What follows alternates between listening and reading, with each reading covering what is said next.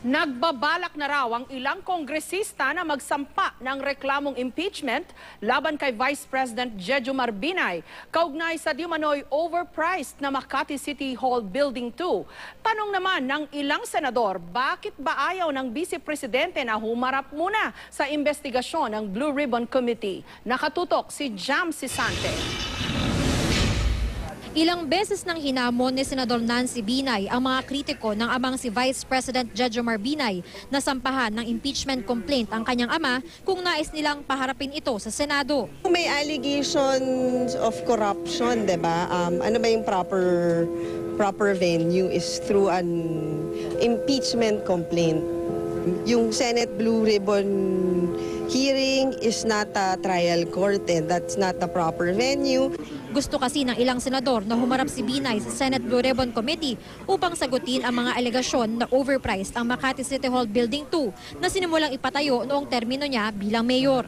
Sabi naman ng kaalyado ni Pangulong Noynoy Aquino na si Albay Governor Joey Salceda, mas gusto kasi ng mga Binay ang impeachment proceedings dahil baka mas may nakita silang tsansa doon kaysa sa investigasyon sa Senado. I took it from there na the Binays are willing to go to the crucible of an impeachment rather than the media crucifixion of a Senate investigation.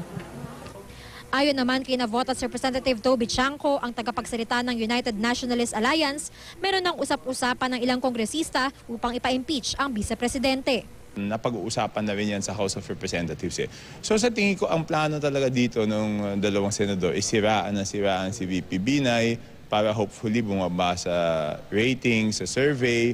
And then, after that, sila rin na mag-file for impeachment o hahanap sila ng mga kakampi na magpa-file for impeachment. Si Senador Alan Peter Cayetano, giniit na dapat humarap ang vice-presidente sa pagdinig sa Senado para maipaliwanag ang mga akusasyon sa kanya. Ginawa na raw ito noong vice-presidente pa si Noli de Castro. If we invite the Vice President Manong Nil and we make a fool out of ourselves because masyado kaming bastos or hindi tama yung tanong o kaya ginamit namin powers, balik din po sa amin yon. But still, he doesn't want to appear. That's why we keep asking, anong tinatago niya?